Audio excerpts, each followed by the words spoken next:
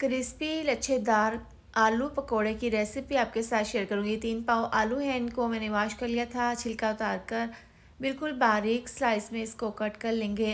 इसके बाद 2 से 3 स्लाइस ऊपर नीचे रख कर इसको हम बिल्कुल बारीक इस तरीके से स्ट्रिप्स में कट कर लेंगे ताकि ज़बरदस्त से लच्छे बन जाएँ। अब इस तरीके से तमाम आलूओं की कटिंग कर लेंगे। इनको अच्छे से वॉश करने के बाद ड्राई कर लेंगे।